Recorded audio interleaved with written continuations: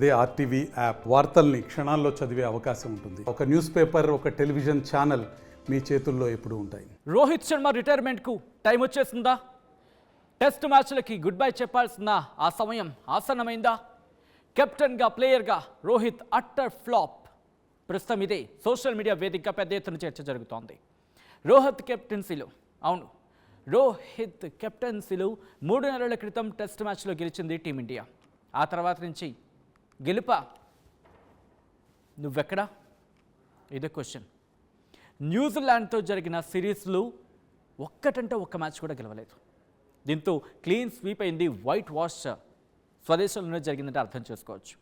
న్యూజిలాండ్తో జరిగిన మ్యాచ్లో 3-0తో ఓటమిని చవిచేసింది టీమిండియా. బ్యాటింగ్లోనూ రోహిత్ శర్మ అట్టర్ ఫ్లాప్ అవుతున్నాడు. మరీ ముఖ్యంగా తన క్లాస్ షాట్స్, దాంతోపాటు తన డిఫెన్స్, ఈ రెండింటిని కూడా కోల్పోయాడు. కెప్టెన్గా 24 టెస్ట్ మ్యాచ్లు ఆడాడు. దాంట్లో 12 మ్యాచ్ల్లో టీమిండియాను విజయ పథంలోకి తీసుకెళ్లాడు. 9ంట ఓటమిని చవిచూశాడు. ఆ 9ట్లో కూడా రీసెంట్గా మీరు చూసుకుంటే అవే ఎక్కువ ఉన్నాయి. కెప్టెన్గా 42 ఇన్నింగ్స్ల్లో 1254 రన్స్ చేస్తున్న రోహిత్ శర్మ తన బ్యాటింగ్ యావరేజ్ ఎంతో తెలుసా? 30.58. కెప్టెన్గా 4 సెంచరీలు, 4 హాఫ్ సెంచరీలు. గడిచిన 15 టెస్టుల్లో ఒకే ఒక హాఫ్ సెంచరీ చేశాడు. సో ఈ గత 15 మ్యాచ్లకు సంబంధించి ఆ స్కోర్ ఒకసారి నేను చెప్పే మీకు ప్రయత్నం చేస్తా. రోహిత్ ఇక చాలు అని జనం అనుకుంటున్నారా? మాట్లాడుకుందాం.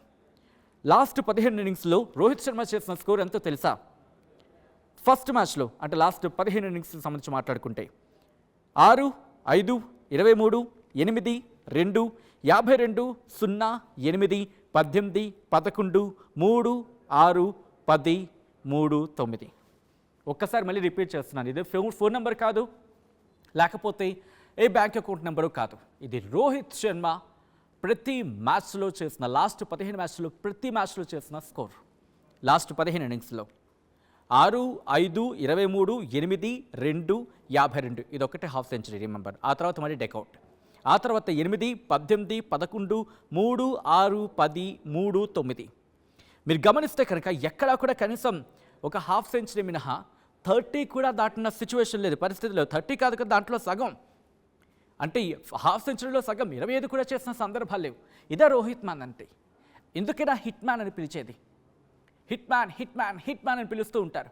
కొట్టే బౌండరీ దాటాల్సిందే 6. అటువంటి హిట్ మ్యాన్ వరుస ఫెయిల్యూర్స్, వరుస వైఫల్యాలు ప్రస్తుతం టీమిండియాను ఆందోళన గురి చేస్తున్నాయి. మరి ముఖ్యంగా ఇండియన్ క్రికెట్ అభిమానులకు మరింత క్వశ్చన్ మార్క్ని మిగులుస్తున్నాయి. లాస్ట్ 5 ఇన్నింగ్స్లో మొత్తం తన రన్స్ చూసుకుంటే కనుక 31 పరుగులు. అది లాస్ట్ 5 ఇన్నింగ్స్లోనే.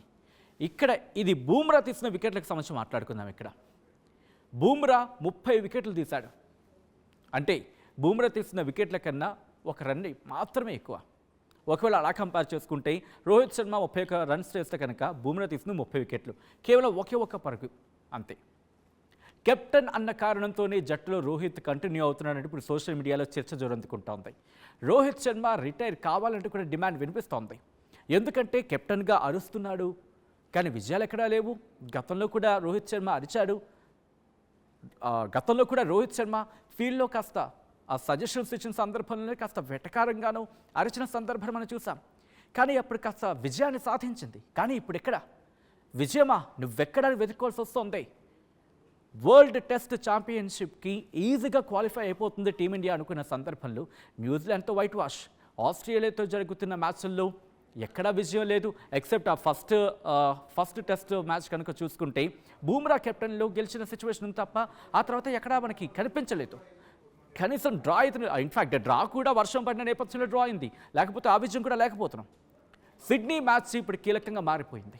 సిడ్నీలో రోహిత్ శర్మ తిరిగి మళ్ళీ తన హిట్ మ్యాన్ ఫార్మేట్ని రిపీట్ చేశాడా, లేకపోతే సైలెంట్గా మళ్ళీ ఇదే సిచ్యువేషన్ కంటిన్యూ అవుతుందా?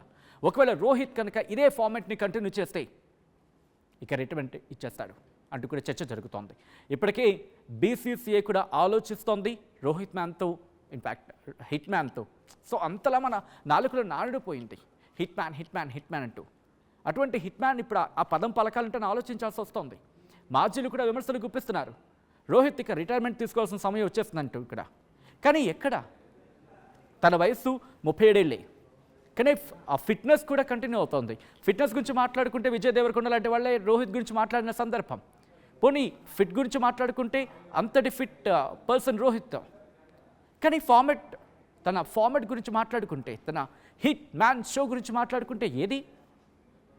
కానీ చాలామంది ఆశిస్తున్నారు సిడ్నీలో మళ్ళీ తన విశ్వరూపం చూపిస్తాడు, మళ్ళీ తన పాత పంథాలోకి వెళతాడు, మళ్ళీ తన ఉగ్ర రూపం ఎత్తుతాడు, మళ్ళీ టీమిండియాను గెలిపిస్తాడంటూ ఒక చర్చ జరుగుతూ ఉంటే రోహిత్కి సంబంధించి హిట్ మ్యాన్ రోహిత్కి సంబంధించి సీన్ అయిపోయిందంటూ ఇంకొక చర్చ జరుగుతోంది.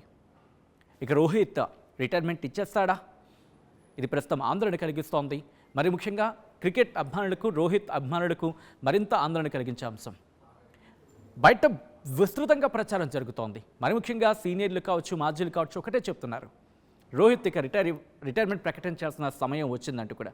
సిడ్నీలో ఒకవేళ ఈ టీమిండియా ఓడిపోయినా, లేకపోతే రోహిత్ తన ఫార్మెట్ సాధారణంగా మనం హిట్ మ్యాన్గా మాట్లాడుకుంటాం, ఆ విశ్వరూపం చూపించకపోయినా ఇక రోహిత్ సిడ్నీ మ్యాచ్ ఆఖరి మ్యాచ్ కాబోతోంది తనకంటూ కూడా చర్చ జరుగుతోంది.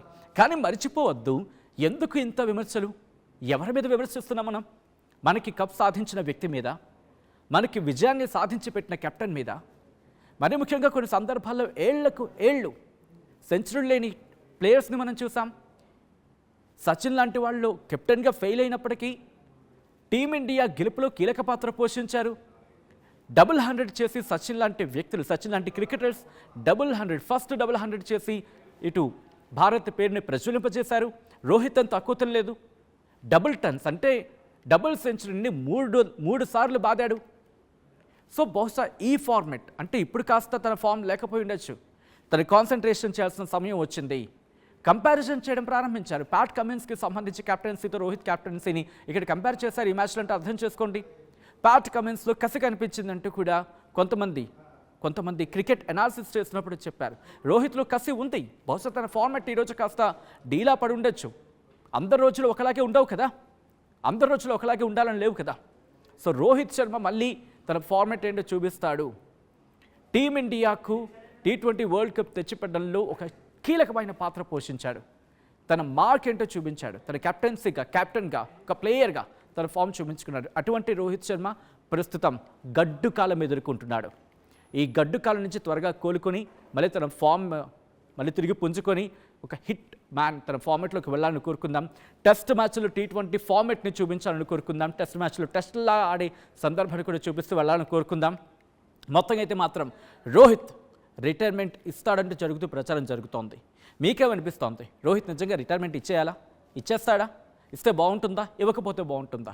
ఏం జరుగుతుంది? ఏం జరగచ్చు? మీకేమనిపిస్తుంది అనేది మర్చిపోవద్దు, కామెంట్ చేయండి. మీరు మాట్లాడే ప్రతి మాట, మీరు చేసే ప్రతి కామెంట్ బహుశా అలా కమ్యూనికేట్ అయ్యి రోహిత్ వరకు వెళితే, తనలో ఒక స్ఫూర్తిని రగిలిస్తే, మళ్ళీ హిట్ మ్యాన్ తిరిగి మళ్ళీ తన ఫామ్ని పుంజుకుంటే, just think it. So don't forget to comment. మరిన్ని వీడియోస్ కోసం ఛానల్ ని సబ్స్క్రైబ్ చేయండి. లేటెస్ట్ అప్డేట్స్ కోసం వాట్సాప్ ఛానల్ ని ఫాలో అవ్వండి. ఆ లింక్ డిస్క్రిప్షన్ లో ఉంది.